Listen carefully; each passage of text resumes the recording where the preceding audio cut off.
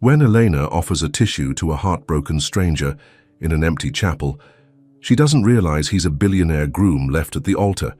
But what begins as a simple act of kindness quickly turns into something much deeper. If the world will let it.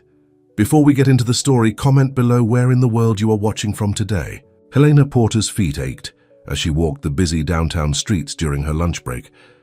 At 36, she felt much older, worn down by the weight of her 2 jobs and caring for her sick father. The city was too loud today. Cars honking, people shouting into phones. She needed quiet, peace. The old stone chapel near the edge of downtown had always been her refuge. Elena wasn't particularly religious, but there was something about the silence inside those walls that helped her breathe again. She slipped inside, relieved to find it empty as usual. Or so she thought. Elena settled into a back pew, kicked off her worn waitressing shoes, and closed her eyes. That's when she heard it, a quiet sound like someone trying not to cry. She opened her eyes and peered down the aisle. A man sat hunched in the front row. His broad shoulders shook slightly, his hands trembling as they covered his face. He was dressed in what looked like an expensive tuxedo, though his bow tie hung loose around his neck, and the flower pinned to his jacket was crushed. Elena hesitated. She'd come here for solitude, not to comfort a stranger. But something about the man's quiet grief pulled at her. Without thinking too much about it, she reached into her pocket and pulled out a tissue. She had plenty. Keeping tissues handy was second nature when your father was fighting cancer. She stood up and walked quietly down the aisle. The man didn't notice her approach, lost in his pain. Elena cleared her throat softly. "Excuse me," she said. "I thought you might need this." The man looked up, startled. His face was handsome despite being red and puffy from crying. His eyes were a deep blue, now bloodshot, and he looked about 40.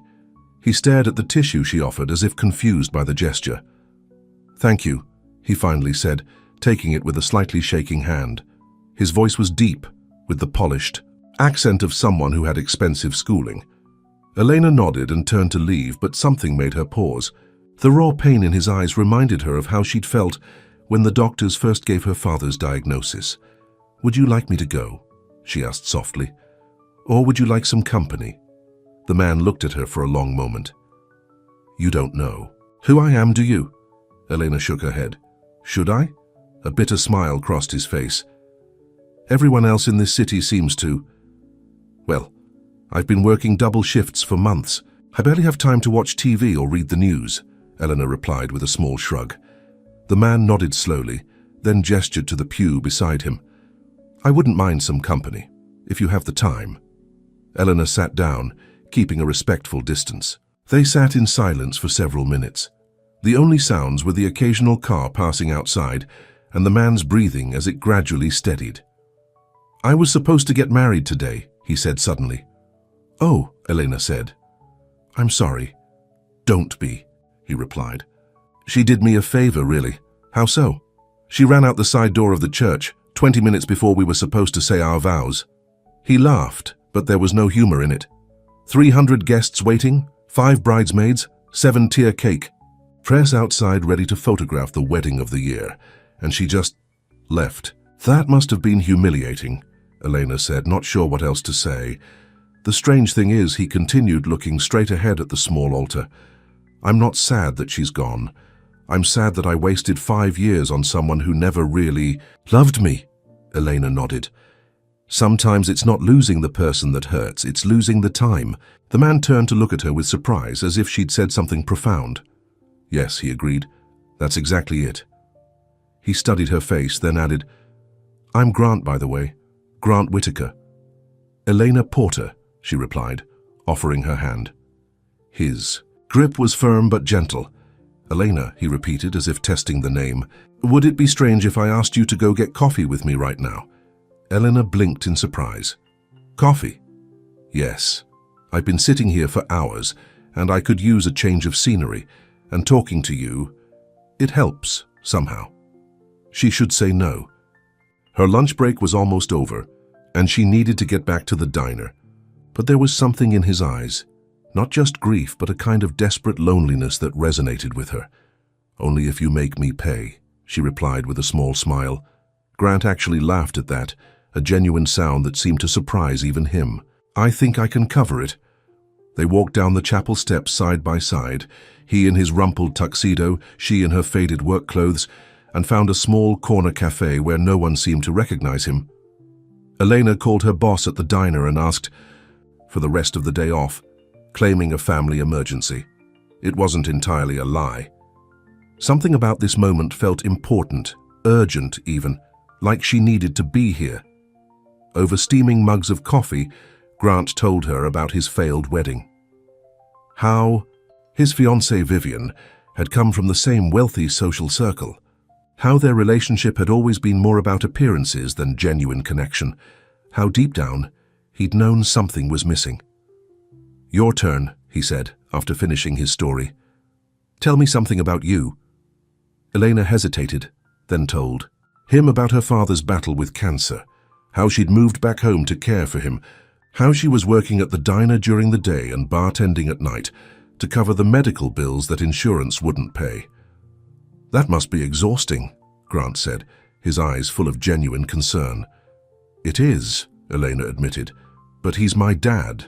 When I was little, he worked 3 jobs to take care of me after my mum left. Now it's my turn." They talked for hours. Grant ordered sandwiches when they got hungry, then more coffee, then dessert. Elena couldn't remember the last time she'd spent an afternoon just talking to someone, without watching the clock, or worrying about bills or medication schedules. "You haven't once asked me what I do for a living," Grant noted as they finished their second round of coffee. Elena shrugged. "Does it matter?" "Most people think so. I'm not most people." Grant smiled, a genuine smile that transformed his face. "No, you're certainly not." As the afternoon light began to fade, Elena reluctantly checked her watch. "I should get going. My dad will be wondering where I am, and I need to give him his evening medication." Grant nodded, suddenly looking uncertain. "Could I see you again? Maybe tomorrow?" "I'm working tomorrow," Elena said. "Both jobs." "The day after then?" Elena studied his face. Was this just a rebound for him, a distraction from his humiliation? She couldn't afford to get involved with someone who was clearly dealing with his own drama, especially not someone from a world so different from hers. But there was something in his eyes, a sincerity she hadn't seen in a long time. "I have Wednesday." "Afternoon off," she said finally. Grant's face lit up. "Wednesday it is, same place?"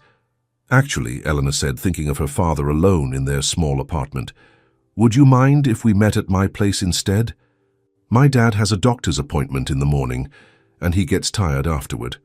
I don't like to leave him alone too long." "Of course," Grant said, looking surprised but pleased by the invitation. Elena scribbled her address on a napkin. "Say it's not fancy," she warned. "I don't care about fancy," Grant replied, carefully folding the napkin and putting it in his pocket. "I've had enough of fancy to last a lifetime." They parted ways outside the cafe.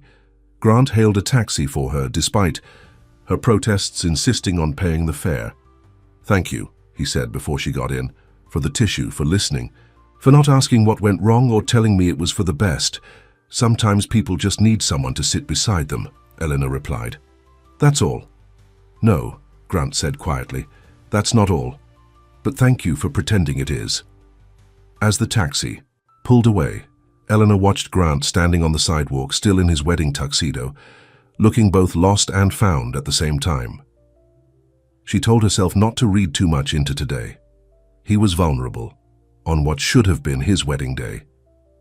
This wasn't the start of anything, but as the city lights began to come on around her, Elena couldn't help but feel that something important had happened in that quiet chapel, something neither of them had been looking for. When she got home, her father was sitting in his favorite chair, a blanket over his thinning legs. "So you're late, Ellie," he said, using his nickname for her. "Everything okay?" Eleanor hung up her coat and smiled. "Yes, Dad. Everything's fine. I just met someone today." "Someone special?" her father asked, his tired eyes showing a spark of interest. "I don't know," Eleanor replied honestly. "But maybe, just maybe." Across town, Grant Whitaker stood in the vast empty penthouse that should have been filled with wedding gifts and congratulatory flowers.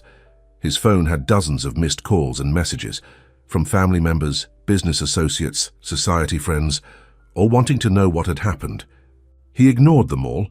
Instead, he walked to the window and looked out at the city lights, thinking about a woman with kind eyes who had offered him a tissue when he was at his lowest. A woman who didn't know or care about his name, his money, or his social standing. For the first time in years, maybe even for the first time ever, Grant felt like someone had seen him. Not the Whitaker heir, not the philanthropist, not the eligible bachelor, just him, just Grant. He pulled the napkin with Elena's address from his pocket and looked at her neat handwriting.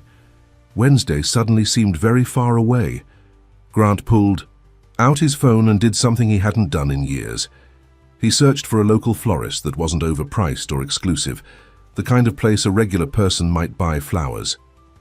He found one that was still open and placed an order for a simple bouquet to be delivered to Elena's address the next day. No card, no message, just flowers. Because sometimes people just need to know they aren't alone. The doorbell rang the next morning just as Elena was helping her father back into bed after breakfast. The sound was so unexpected that she jumped slightly. "Are you expecting someone?" her father asked, wincing as he settled against the pillows. "No," Eleanor replied, checking that his water glass was full. "Maybe it's a package." When she opened the front door of their modest apartment, she found a delivery man holding a simple bouquet of daisies and sunflowers. Nothing fancy or expensive, just bright, cheerful flowers that seemed to bring a bit of sunshine to the dreary hallway. "Elena Porter?" the delivery man asked. "That's me," she said, confused. "These are for you." He handed her the flowers and walked away without waiting for a tip. Elena searched for a card but found nothing. She knew immediately who they were from. Only one person in her life right now would send flowers without signing his name. She arranged them in an old mason jar, the closest thing to a vase she owned, and placed them on the kitchen table where her father could see them from his bed in the adjoining room. "Secret admirer?" her father called out. Elena smiled. "Not so secret. Remember the man I told you I met yesterday? These are from him." "Must have made quite an impression," her father remarked. Elena nodded, touching one of the daisy petals gently. Yes, Grant Whitaker had definitely made an impression. Throughout her Tuesday double shift, Eleanor found herself thinking about Grant more than she wanted to admit. Part of her wondered if this was all just a distraction for him, if by Wednesday he'd have come to his senses and forgotten all about the waitress who found him crying in a chapel. She almost expected him to cancel. But on Tuesday night, a text message came through from a number she didn't recognize. "Looking forward to tomorrow." "Is 2 p.m. okay? I can bring lunch." Grant. Elena saved his number and replied, "2 p.m. is perfect. Don't worry about lunch. I'll make sandwiches." Then she stared at her phone, wondering what she was getting herself into. Wednesday morning was busy, with her father's doctor appointment. The news wasn't good. The cancer was spreading faster than they'd hoped. The doctor suggested a new treatment that might help, but it wasn't covered by insurance and would cost thousands of dollars they didn't have. Elena fought back tears on the taxi ride home, putting on a brave face for her dad. By the time they got back to the apartment, he was exhausted. She helped him into bed and gave him his medication, which made him drift off to sleep almost immediately. She had just enough time to clean up the small living room and make sandwiches before the doorbell rang at precisely 2 p.m. Grant stood in the hallway looking entirely different from the man in the tuxedo. He wore jeans and a simple blue sweater that matched his eyes. His hair was neatly combed, and he held a small paper bag in one hand. He looked nervous. "Hi," he said with a hesitant smile. "Hi," Elena replied, suddenly feeling self-conscious about the faded jeans and old t-shirt she was wearing. "Come in." Grant entered the small apartment, his eyes taking in the worn furniture, the dated kitchen, and the makeshift bedroom visible through the partially open door where her father slept. If he was surprised by the modest surroundings, he didn't show it. "I know you said not to bring lunch," he said, holding up the paper bag, "but I couldn't come empty-handed. It's just some cookies from that cafe we went to." "Thank you," Elena said, taking the bag. "And thank you for the flowers. They really brightened up the place." Grant looked pleased. You knew they were from me? Who else would they be from? Elena smiled. Let me put these in the kitchen. Have a seat. They settled on the small couch, eating the sandwiches Elena had made. Grant told her about how he'd been avoiding calls from his family and friends, not ready to talk about what had happened at the wedding. The gossip columns are having a field day, he said with a grimace. Apparently Vivian gave an exclusive interview claiming I was controlling and that she escaped the relationship. Elena raised her eyebrows. Is that true? No, Grant said, firmly. If anything, she was the controlling one, always worried about appearances, about what events we attended, about who saw us where. I just went along with it because, he paused, thinking, because it was easier than admitting we had nothing real. Elena nodded. Sometimes it's easier to stay in the wrong relationship than to face being alone. Grant looked at her curiously. You sound like you speak from experience. I was engaged once, Elena admitted. 6 years ago. He left when my dad first got sick. Said he didn't sign up to take care of an old man. I'm sorry, Grant said softly. Elena shrugged. Don't be. Like you said, he did me a favor. If he couldn't handle the tough times, he wasn't the right person anyway. They were interrupted by a sound from the bedroom. Ellie, her father called weakly. Excuse me, Elena said, getting up quickly. She went to check on her father, helping him sit up and bringing him a glass of water. Is your friend here? He asked, his voice frail but his eyes alert. Yes, Dad. His name is Grant. Bring him in. I want to meet the man who sends my daughter flowers. Elena hesitated. Dad, you're tired. I can introduce you another time. Nonsense, her father insisted. If he's good enough for my Ellie, he's someone I need to meet. Elena sighed and went back to the living room. My dad wants to meet you, she told Grant. You don't have to if you don't want to. I'd like to meet him, Grant said, standing up, if that's okay with you. Elena led him into the small bedroom. Her father looked small and frail in the bed, his once strong frame now thin and weak from illness, but his eyes were sharp as he assessed Grant. So you're the man who made my daughter smile yesterday, he said. Grant stepped forward and offered his hand. Grant Whitaker, sir. It's a pleasure to meet you. Robert Porter, her father replied, shaking Grant's hand with what little strength he had. You look familiar. Have we met? I don't think so, sir, Grant replied. He probably looks familiar. Because his picture's been in the newspapers, Dad, Elena explained. Grant is... She paused, not sure how to describe who he was.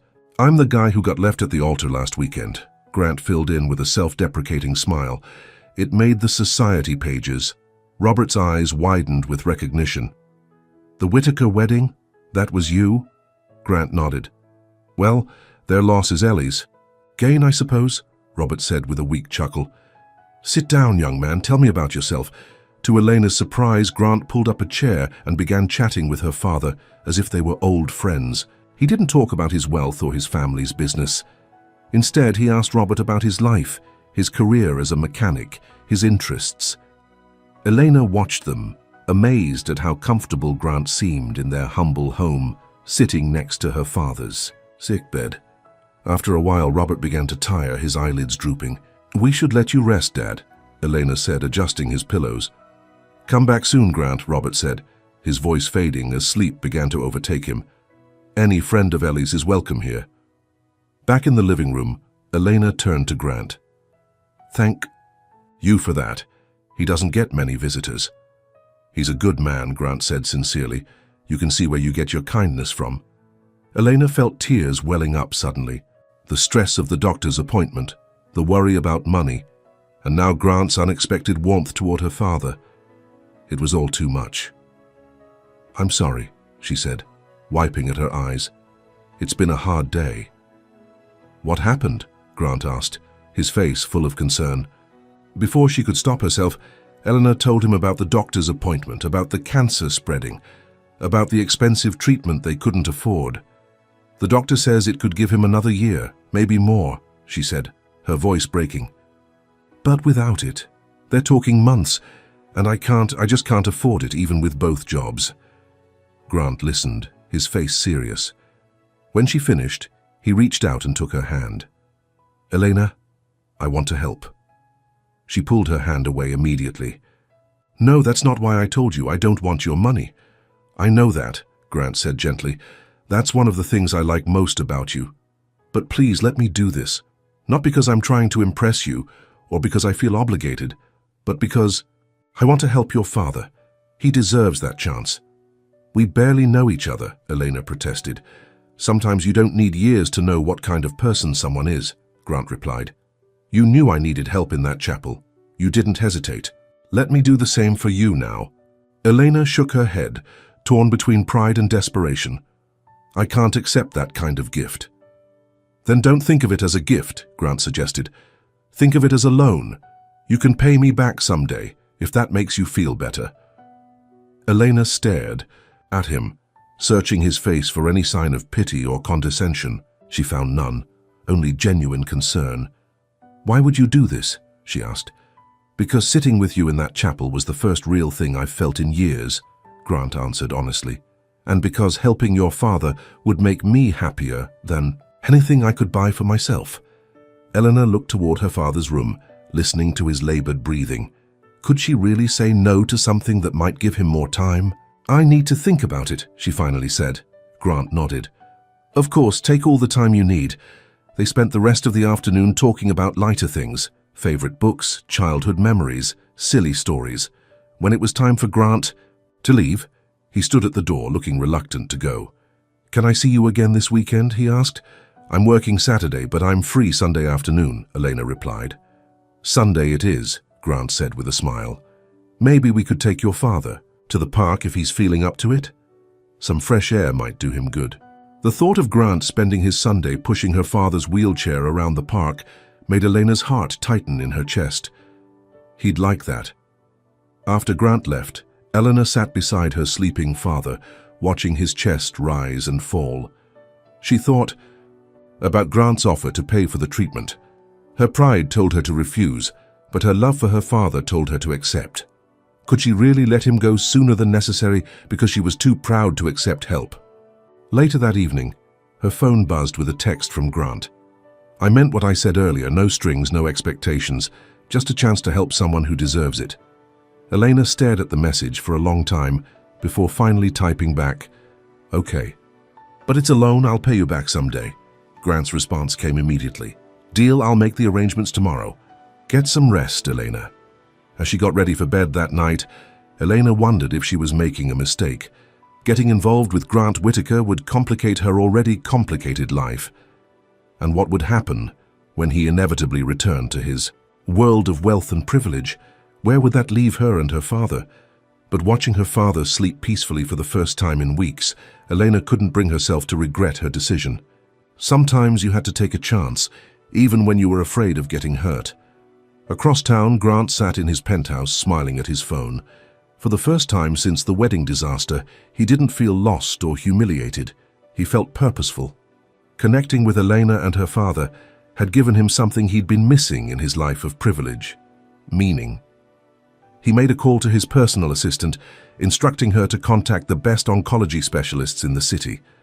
Money was no object.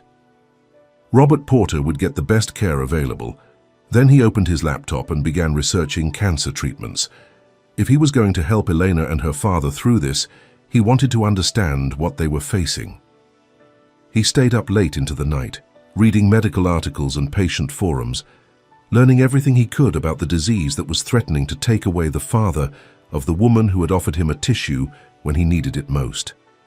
By the time morning came, Grant had a plan, and for the first time in years he felt truly alive. True to his word, Grant arranged everything the very next day. By Friday afternoon, Robert Porter had an appointment with one of the top oncologists in the country. By Monday, he was starting the new treatment. Elena watched in amazement as doors that had been firmly closed suddenly swung open. The waiting lists that had seemed impossibly long disappeared. The treatment that had been too expensive was now covered by an anonymous donor, though Elena knew exactly who that donor was. Sunday came, and as promised, Grant arrived at their apartment ready to take Robert to the park. He'd brought a thick blanket to keep Robert warm and a thermos of homemade soup. "My housekeeper's recipe," he explained as they tucked the blanket around Robert's legs in the wheelchair. She swears it cures everything from colds to broken hearts. The day was crisp, but sunny, perfect for an outing. As they strolled through the park, people occasionally did double takes when they spotted Grant. A few even took photos from a distance. Elena noticed but tried not to let it bother her. "Does it always happen?" she asked quietly, while her father was admiring some birds at the pond. "The staring, the photos?" Grant sighed. "Usually. The Whitaker name comes with a certain amount of public interest, and after the wedding fiasco, it's worse than usual." "I didn't realize you were quite so famous," Elena admitted. "Does it bother you?" Grant asked, looking concerned. Elena thought about it. "Not for me, but I don't want my dad's illness to become gossip for strangers." "I understand," Grant said, nodding. "We can be more careful about where we go. Maybe stick to less public places." They found a quiet bench in the sun, and Grant helped move Robert from the wheelchair. The three of them sat together, talking and watching the people pass by. Robert seemed stronger today, his face gaining some color from the fresh air and sunshine. "So, Grant," Robert said, his voice stronger than it had been. "In weeks, Elena tells me you run your family's shipping business." "That's right," Grant replied, though shipping barely describes it anymore. "We have interests in technology, real estate, clean energy. My grandfather and father diversified extensively." "And you?" Robert asked. "What's your passion in all this empire building?" Grant looked thoughtful. "Honestly, I've been so busy doing what was expected of me that I never really stopped to figure that out." "Well, that's no way to live," Robert said bluntly. "A man needs to know what drives him, what makes life worth the trouble." Elena expected Grant to be offended by her father's frankness, but instead he nodded seriously. "You're right," he agreed. "I've been thinking about that a lot lately. The wedding falling apart was a shock, but maybe it was also a wake-up call. Sometimes life has to knock you down before you can stand up properly," Robert said, with the wisdom of someone who had faced his share of hardships. Later, as they were heading back to the apartment, Robert grew tired. Grant insisted on pushing the wheelchair, while Eleanor walked beside them. An older couple passed by, smiling at what appeared to be a devoted family. "What a lovely family you are," the woman commented. None of them corrected her. Back at the apartment, Robert was exhausted but happy. Elena helped him into bed while Grant made tea in the kitchen, as if he'd been doing it for years. "He's a good man, Ellie," Robert said quietly as she adjusted his pillows. "Rich as sin, but still a good man." "I know, Dad," Elena replied, checking his medication schedule. "Don't let your pride get in the way of happiness," her father advised. "I've watched you push people away because you think you don't deserve good things. You do." "It's not that simple," Elena said. "We come from completely different worlds." "Worlds change," Robert said simply. "Hearts don't." In the living room, Grant was looking at the few family photos Elena had displayed on a small shelf. Picked up one showing a younger Robert in work clothes, his arm around a small Elena in a school uniform. "You look so happy," Grant commented when Elena joined him. "We were," she said, taking the photo. "Dad worked so hard to give me a good life after Mum left. He never complained, never made me feel like I was a burden." "He's an extraordinary man," Grant said. "I can see where you get your strength." Elena put the photo back. "He's the strongest person I know. Even now, he worries more about me than himself." Grant turned to face her. "Elena, I want you to know something. What I'm doing for your father, it's not because I expect anything from you, I just want to help." "I know," Elena said softly. "That's what makes you different from most people I've known." Grant's phone buzzed, interrupting the moment. He checked the screen and frowned. "Everything okay?" Elena asked. "It's my brother." Grant sighed. "He wants me to come to a board meeting tomorrow. I've been avoiding the office since the wedding." "You should go," Elena encouraged. "You can't hide forever." "I know," Grant admitted. "I just dread the pitying looks, the whispers." "So give them something else to talk about," Elena suggested. "Show them you're moving forward, not dwelling on the past." Grant smiled at her. "You're right again." When it was time for Grant to leave, he lingered at the door. "Thank you for today," he said. "Being with you and your father, it feels real. Like I can just be myself." "You can," Elena assured him. We don't care about the Whitaker name or your bank account, just you. Grant leaned forward slowly, giving her time to pull away if she wanted to. When she didn't, he kissed her cheek softly. I'll call you tomorrow after the meeting, he promised. Elena watched him walk down the hallway, her cheek still warm from his kiss. Part of her wanted to call him back to find out what a real kiss would feel like, but another part, the cautious part, warned her to take things slowly. Grant was still healing from his broken engagement, and her life was complicated enough without adding romance to the mix. The next day, Grant walked into the Whitaker Industries headquarters for the first time since the wedding disaster. As expected, the receptionist did a double take, and whispers followed him to the elevator. He straightened his tie, remembered Elena's advice, and plastered a confident smile on his face. The boardroom fell silent when he entered. His brother James looked up in surprise. "Grant," he said, recovering quickly. "Glad you could join us." "Wouldn't miss it," Grant replied, taking his usual seat at the table. "Shall we get started?" The meeting proceeded, focusing on a potential acquisition of a smaller shipping company. Grant listened, asked questions, and made suggestions with a clarity and focus that seemed to surprise everyone present. The humiliation of being left at the altar had somehow freed him from caring too much about others' opinions, and it showed in his decisiveness. After the meeting, James cornered him in his office. "Where have you been?" he demanded. "You haven't. Returned calls. You've missed meetings." "I needed some time," Grant replied calmly. "Time for what? To wallow?" James scoffed. "The tabloids are having a field day with you and Vivian. There are rumors you're drinking yourself into oblivion." Grant laughed. "Well, they're wrong. I've never been clearer-headed." "Really?" James looked skeptical. "Because there are also rumors you've been seen with some unknown woman. Please tell me you're not rebounding with the first girl who showed interest." Grant felt a flash of anger. "Her name is Elena, and she's none of your business." "Everything about the Whitaker name is my business," James insisted. "We have a reputation to maintain. An image." "I don't care about the image," Grant interrupted, surprising himself with the firmness in his voice. "Not anymore." James stared at him. "What's gotten into you?" "Perspective," Grant answered. "I've spent my whole life trying to live up to the Whitaker name. And what did it get me? A fiancé who didn't love me, a social circle that's more interested in gossip than genuine connection, and a family that cares more about appearances than happiness." "That's not fair," James protested. "Maybe not," Grant conceded. "But it's how I feel, and for the first time in my life I'm going to pay attention to those feelings instead of ignoring them." Without waiting for a response, Grant gathered his things and left, feeling lighter than he had in years. He pulled out his phone and texted Elena. "Meeting over. Can I see you tonight?" Her response came quickly. "Dad's having a good day. Come." "For dinner? Nothing fancy, just spaghetti." "Sounds perfect," Grant replied. "Need me to bring anything?" "Just yourself." Grant smiled, tucking his phone away. He walked through the lobby, ignoring the stares and whispers, his mind already on the evening ahead. When he arrived at Elena's apartment that evening, he was surprised to find Robert in the kitchen, sitting at the table and helping to make a salad.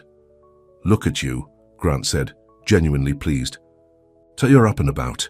First day of the new treatment," Robert explained with a weak smile. "Feeling a bit more alive today."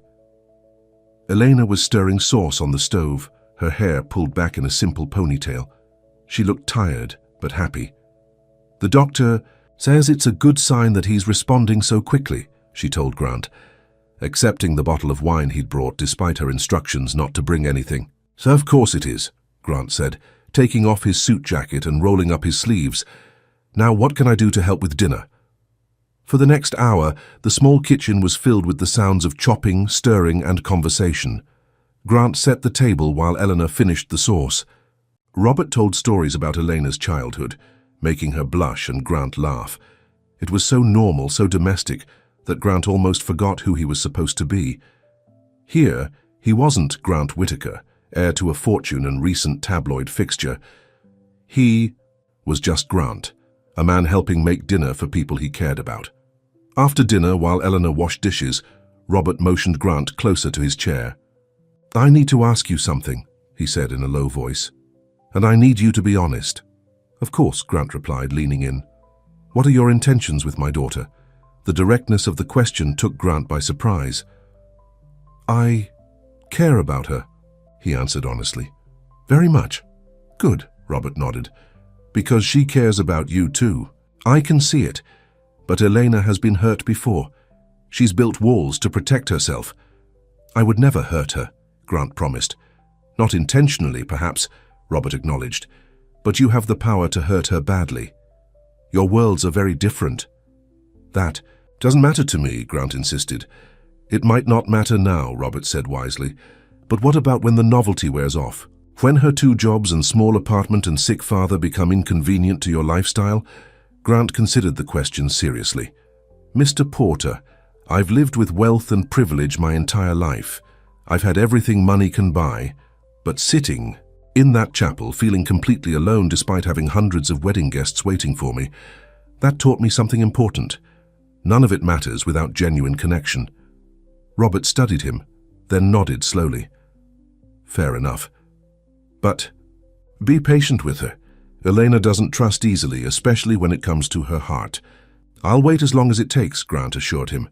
Elena returned from the kitchen, looking between them suspiciously. What are you two whispering about? Man talk, Robert said with a wink at Grant. Nothing for you to worry about. Elena rolled her eyes but smiled. Dad, it's time for your medication and you need to rest. I know when I'm being dismissed, Robert chuckled, allowing Eleanor to help him to his feet. Good night, Grant. Thanks for the company. Good night, Mr. Porter, Grant replied. I'll see you soon. Once Robert was settled in bed, Elena joined Grant on the small couch in the living room. They sat close together, their shoulders touching. Lightly. He likes you, Elena said. He doesn't like many people these days. I like him too, Grant replied. You're lucky to have each other. Eleanor nodded, sudden tears filling her eyes. I don't know how to thank you for what you've done for him. This treatment, it's already making a difference. You don't need to. Thank me, Grant said softly. Seeing him better, seeing you happier, that's all the thanks I need. Elena turned to face him. Why are you doing all this, Grant? Really? Grant thought carefully before answering. When you found me in that chapel, I was at my lowest point. Not just because of the wedding, but because I realized my entire life felt empty. Meaningful connections, the kind you have with your father, those were missing from my world. He took her hand gently. Being with you, with your father, helping, in whatever way I can, it makes me feel like I'm finally living a real life. Not the one that was planned for me or expected of me, but one that matters. Eleanor's eyes searched his face. Whatever she was looking for, she seemed to find it. Slowly, she leaned forward and pressed her lips to his in a soft, hesitant kiss. Grant responded gently, letting her set the pace, afraid of scaring her away. When she pulled back, her cheeks were flushed. I've been wanting to do that, she admitted, with a small smile. So have I, Grant confessed, since the day in the cafe. They sat together for hours, talking softly about everything and nothing. Grant told her about the board meeting, about standing up to his brother. Elena told him about her dreams of going back to school someday, of becoming a nurse after seeing the care her father had received. It was nearly midnight when Grant reluctantly stood to leave. I should go. You need to rest, and I have another meeting in the morning. At the door, he kissed her again, longer this time, his arms wrapping around her waist as hers circled his neck. When they finally parted, both were breathing faster. Good night, Elena, he whispered. Good night, Grant. As he walked to his car, Grant felt a lightness in his chest that he hadn't experienced in years, maybe ever. The disaster of his wedding day no longer seemed like a tragedy. Instead, it felt like the first step on a path that had led him exactly where he needed to be. He didn't notice the photographer hiding across the street, capturing his exit from Elena's building. He didn't see the flash or hear the click of the camera. He was too caught up in thoughts of Elena's kiss, of Robert's improving health, of the real life he was finally beginning to build. The next morning, Grant was awakened by his phone ringing insistently. It was James, his voice tight with anger. Have you seen the morning papers? He demanded without preamble. No, Grant mumbled, still half asleep. Why? Because you're on the front page of the tabloids coming out of some apartment building at midnight. Whitaker airs secret romance is the headline. Grant sat up, suddenly wide awake. What? There's more, James continued grimly. They've identified her, Elena Porter, waitress and bartender, daughter of Robert Porter, mechanic. They've dug up everything, Grant, and they're painting it as your pathetic rebound from Vivian. Grant's heart sank. Eleanor's privacy, the peaceful bubble they had created, it was all about to be shattered, and it was his fault. I have to go, he said, hanging up on James's continued lecturing. He quickly dialed Elena's number, but it went straight to voicemail. He tried again with the same result. Throwing on clothes, he rushed to his car, hoping he could reach her before the reporters did. But as he pulled up to her apartment building, he saw he was already too late. A small crowd of photographers and reporters were gathered outside, cameras, ready. And somewhere inside, Elena and her father were about to discover just how drastically their lives had changed. Elena was just making coffee when her phone started ringing non-stop. First it was her co-worker from the diner, then her neighbor, then people she hadn't spoken to in years. She ignored the calls, confused by the sudden attention. Then came the knock on her door, loud, insistent. She looked through the peephole to see a woman she didn't recognize holding a recorder. Miss Porter, Elena Porter, can we get a comment about your relationship with Grant Whitaker? The woman called through the door. Elena stepped back, her heart pounding. More knocks followed. More voices calling her name from the hallway. She turned on the TV to see what was happening and froze when she saw her own picture on the morning news. It was a grainy shot of her and Grant standing in the doorway of her apartment, kissing. The Whitaker rebound, read the headline crawling across the bottom of the screen. Billionaire's new romance just days after wedding disaster. Ellie, what's going on? Robert called from his bedroom, awakened by the commotion. Nothing, Dad, she replied automatically, turning off the TV. Just some mix-up with the neighbors. She checked her phone and saw missed calls from Grant. Before she could call him back, a text came through. Elena, I'm so sorry, there are reporters outside your building. Don't go out, I'm on my way. Elena peeked through the curtains and saw the crowd gathering on the street below. Cameras, microphones, people shouting up at her windows. Her quiet life had suddenly become public property. Her phone rang again, Grant calling. She answered. Elena, thank God, he said, sounding breathless. I'm in my car around the corner. The front of your building is blocked with reporters. What's happening, Grant? She asked, her voice shaking. Someone took pictures of me leaving your apartment last night, he explained. It's all over the tabloids. They've figured out who you are. Eleanor sank onto the couch, shock washing over her. My father, he can't deal with this. He needs peace and quiet. I know, Grant said, his voice tight with concern. Is there a back entrance to your building? A service elevator? Yes, through the basement garage. Good. Pack a bag for you and your father. Essential items only. I'm going to get you both out of there. And go where? Elena asked. Somewhere safe, Grant promised. Trust me, Elena, please. After hanging up, Elena quickly explained the situation to her father, trying to downplay the chaos. Robert, however, was sharper than she gave him credit for. This is what happens when you date famous people, he remarked with surprising calm. But don't worry about me, Ellie. I've dealt with worse than nosy reporters. Elena packed their medications, some clothes, and essential toiletries into 2 small bags. Her hands were shaking. Just days ago, her biggest worry had been making rent and keeping up with her father's medical appointments. Now she was essentially fleeing her own home. Her phone buzzed with a text from Grant. I'm in the basement garage, north corner. Come. On, Dad, Eleanor said, helping Robert into his wheelchair. Grant's here to pick us up. They took the service elevator down to the basement. Grant was waiting by his car, his face tight with worry.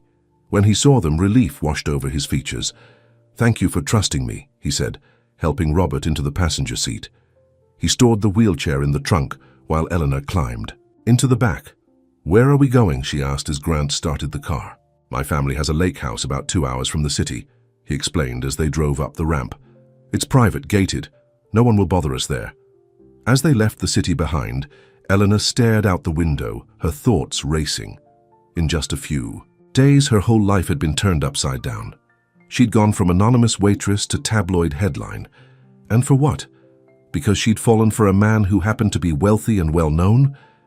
"I'm sorry," Grant said, catching her eyes in the rearview mirror. "This is all my fault." "It's not your fault," Elena replied automatically. "It is," Grant insisted. "I should have been more careful. I should have known they'd be watching me after the wedding." "You couldn't have known," Robert interjected from the passenger seat. "And hiding is no way to live." Grant glanced at the older man with surprise and gratitude. "Thank you, Mr. Porter, but I still feel responsible for disrupting your lives." They drove in silence for a while, the landscape changing from urban to suburban to rural. Finally, Grant turned onto a private road that wound through thick woods. At the end of the road stood a lake house that was more like a mansion, a sprawling structure of wood and glass overlooking a pristine lake. "This is your idea of a lake house?" Eleanor asked, unable to hide her amazement. Grant looked embarrassed. It's a bit much, I know, but it's private and comfortable." He helped Robert into his wheelchair and guided them inside. The interior was spacious but cozy, with large windows showcasing the lake view. A housekeeper greeted them.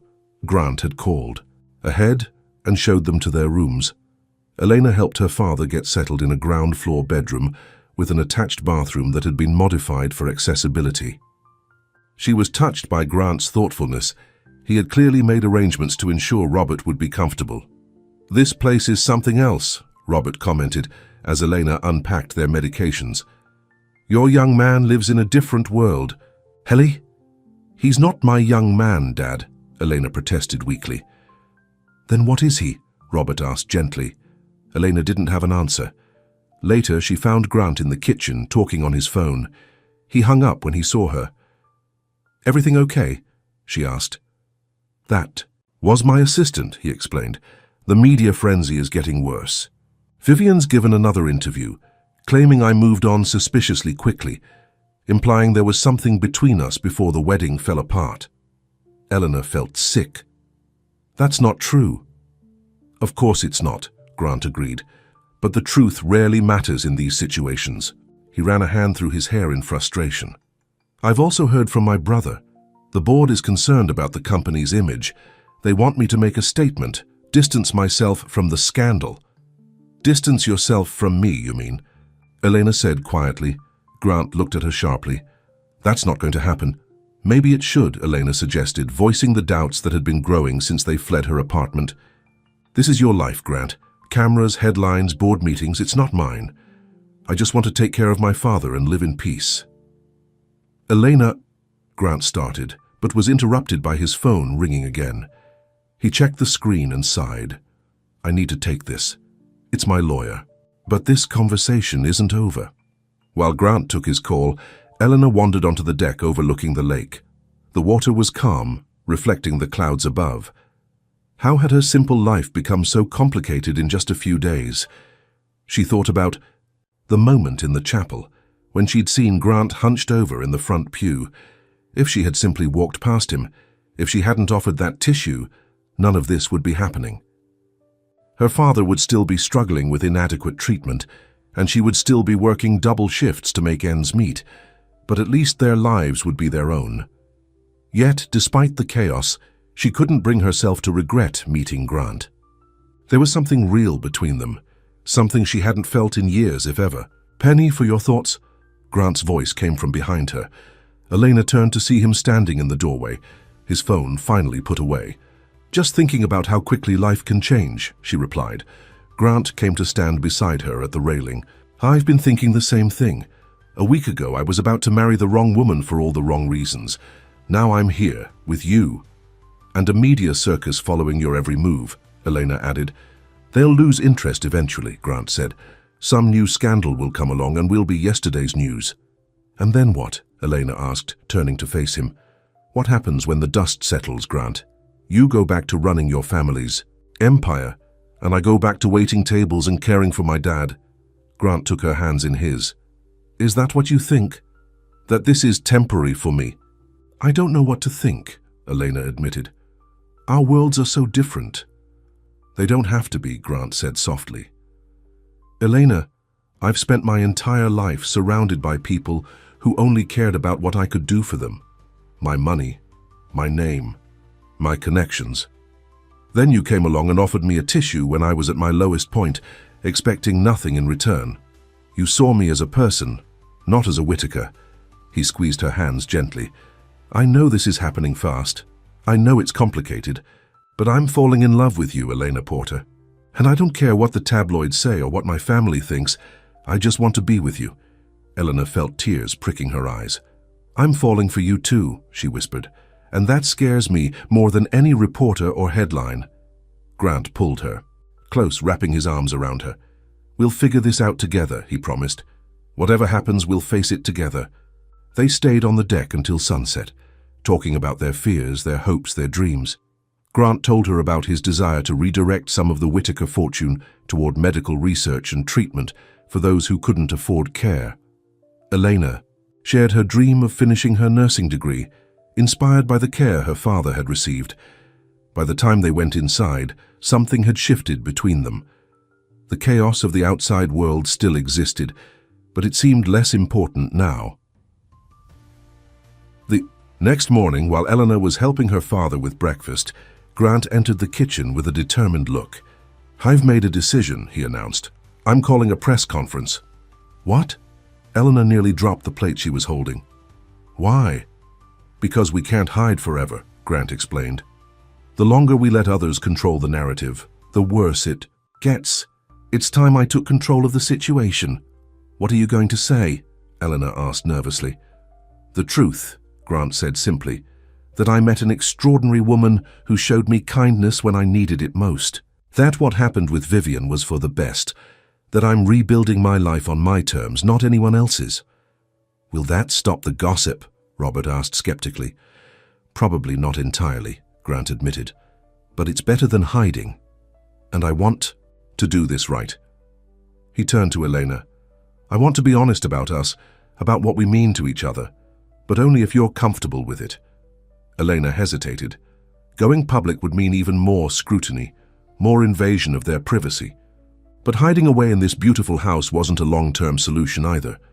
Okay, she agreed finally, but I don't want to be there, and I don't want them to know where we are. Of course, Grant agreed. I'll handle everything. The press conference was held the next day at the Whittaker Industries headquarters. Eleanor watched it on television from the lake house, her father beside her. Grant looked confident and composed as he addressed the crowd of reporters. I know there's been a lot of speculation about my personal life, he began, so let me set the record straight. Yes, my engagement to Vivian Reed ended on our wedding day, and yes, I have begun a relationship with someone new. The reporters erupted with questions, but Grant held up his hand. Elena Porter came into my life when I was at my lowest point. She showed me kindness without knowing or caring who I was. What has developed between us is genuine and private. I would appreciate if the media would respect that privacy, particularly where her father's health is concerned. Grant continued, his voice steady. I understand there's public interest in my life. I accept that as part of being a Whittaker. But Elena and her father did not choose this spotlight, and they deserve to be left in peace. He then shocked everyone by announcing a new Whittaker Foundation initiative to fund cancer treatments for patients who couldn't afford them, inspired by Robert's situation. The reporters immediately shifted focus, asking about the foundation rather than his love life. When the press conference ended, Eleanor's phone rang. It was Grant. How did I do? He asked. You were amazing, she told him, tears in her eyes. The foundation, Grant. I don't know what to say. It's something I should have done years ago, he replied. Your father helped me see what really matters. Robert, who had been watching closely, took the phone from Elena. Good job, son, he said, standing up for what matters. Thank you. Sir, Grant replied, his voice thick with emotion at being called son. In the days that followed, the media frenzy gradually died down. Grant's straightforward approach and the announcement of the foundation had changed the narrative. Instead of a scandalous rebound, the story became one of transformation and purpose. After a week at the lake house, it was time for Robert's next treatment. Grant arranged for a private doctor to visit rather than risking a trip to the hospital where reporters might be waiting. The treatment went well, and Robert continued to show signs of improvement. One evening, as the three of them sat on the deck watching the sunset, Robert made an announcement. "I've been thinking," he said, "about when we go back to the apartment." Elena tensed. She'd been avoiding thinking about their return to normal life. "I don't think we should," Robert continued calmly. "What do you mean, Dad?" Eleanor asked. "That place was never meant to be permanent," Robert explained. "It was all we could afford, but it's not the right environment for my recovery. The stairs, the small rooms, the noisy neighbors. I think it's time for a change." But Elena began to protest. "I've found a place," Robert interrupted. "A small house near the hospital, one level, with a garden. I called about it yesterday." Elena stared at her father in shock. "How? We can't afford—" "I can," Robert said firmly. "I've been saving for years, Ellie. And with the new treatment working so well, I want to enjoy whatever time I have left in a place that feels like home."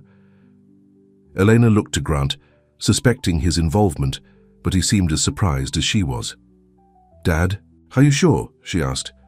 "More sure than I've been about anything in a long time," Robert replied with a smile. "It's time we both stopped putting our lives on hold because of my illness.